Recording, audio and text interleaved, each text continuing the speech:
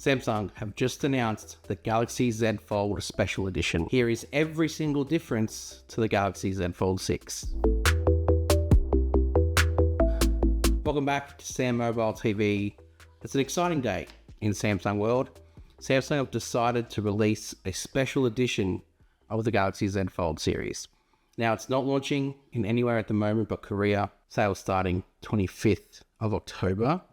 But we have the lowdown of every difference to the Z Fold 6. Sadly, I do not have one, and it's a great shame that I don't, but I have all of the information, so I can at least break down where the differences lie and help you decide whether or not you want to try and grab one, or I imagine they'll be hotly anticipated, so people want them. So just the headlines to start with. It's bigger, but also not bigger. Samsung have shaved some millimeters off the Fold Special Edition, and they've also made it 3 grams lighter compared to the Z Fold 6. It's 236 grams versus 239. Now, 3 grams overall doesn't sound like too big of a deal, but when you're talking holding a phone day to day, it brings it more in line to a normal smartphone like the S24 Ultra in terms of weight. So nice job that Samsung have been able to do that. And in terms of its thinness, it's 1.5 millimeters thinner than the Z Fold 6 when closed. Z Fold 6 is 12.1 in terms of its thickness when it's shut, whereas the Z Fold Special Edition is 10.6. So that's going to make it infinitely thinner than this when it's closed. Now I'll get to why I've got some cutouts and a measuring tape here on the table in a moment. Let's talk about some of the other headlining changes that Samsung have made. First is to the camera. Samsung have equipped a 200 megapixel main camera on the back of the Z Fold Special Edition. There's no telephoto, so the other cameras remain the same, but that 200 megapixel sort of resolution that we know from over here is coming onto a Fold. Whilst it's not drastically going to change the actual experience of using a foldables camera, because of all the other good stuff that it can do, it does expand a little bit the resolution and some of the other options you can get from it. Now, let's get into why I've got 2 paper cutouts here in front of me. First, let's talk about this bigger one. This is the size of the square-ish that Samsung have made the Z Fold Special Edition.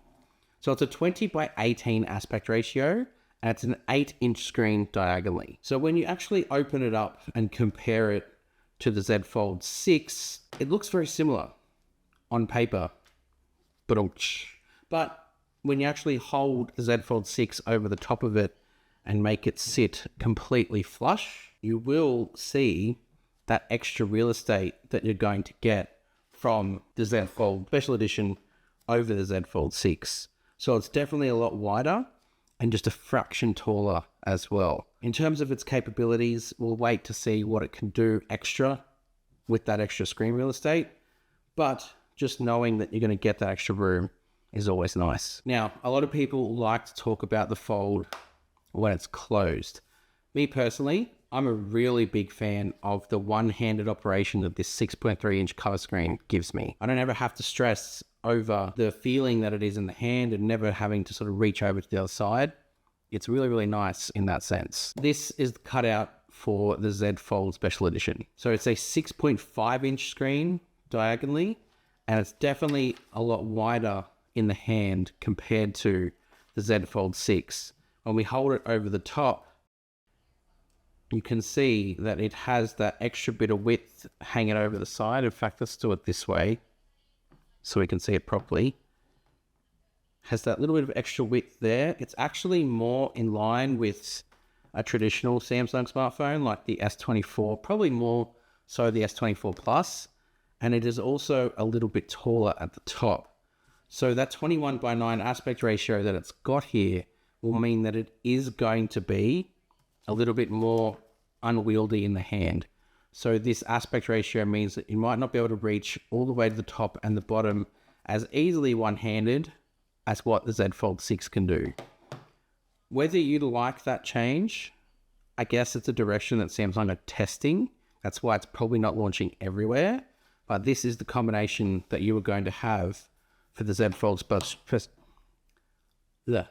Special Edition. You've got your 8-inch unfolded screen here, and you've got your 6.5 inch folded cover display here. Let me know what you think. It definitely is more of a traditional sort of aspect ratio and size. It is still a little bit tall, probably a little bit closer to the Z Flip 6 in terms of tall. It's just a little bit shorter in terms of its 6.5 versus 6.7, but it's definitely got that height to it. And the big hardware shift is when it's open, how thin it is. When it is open, it is going to be 4.9 millimeters this way, which is just wild to think about. When you consider that the Tab S10 Ultra is 5.4, which means that this is 5.4, and that's going to be smaller again. It's going to be very, very thin in the hands. So you'd want to hope that obviously the hinge and everything else has been sturdied. I don't have that information yet. Hopefully, once this is announced, Samsung give us all of that. But you are going to be holding a different feeling fold than what we're used to from Samsung. That is no question. Now, in terms of the rest of the stuff, like performance, you're not actually getting anything different. There's a couple of things, but I'll start with what's the same. It's got the same Snapdragon 8 Gen 3 for Galaxy. We know what that does by now. Don't need to rehash it. It's got the same size 4,400 mAh battery. Again, pushing bigger screens, that might put into jeopardy the battery life compared to what you may be getting on the Fold 6. Not that a lot of people are going to be swapping Fold 6s out for special editions, but you get my point. The only other performance change is that it's got 16 gig of RAM and comes with 512 gigs of storage as standard. There's no other variations, and it comes in one color, Black Shadow, which actually looks quite nice. It's like that stripy black and sort of gray colorway. I do like that. Still has IP48, so the water and dust-ish resistance is there, and it's got your plethora of connectivity that is just high-end. Wi-Fi 7, Bluetooth 5.3, all that stuff is there, and it does launch with One UI 6.1.1. So you are going to get all of the Galaxy AI goodness that the Fold 6 launched with as well. So that's your Fold Special Edition.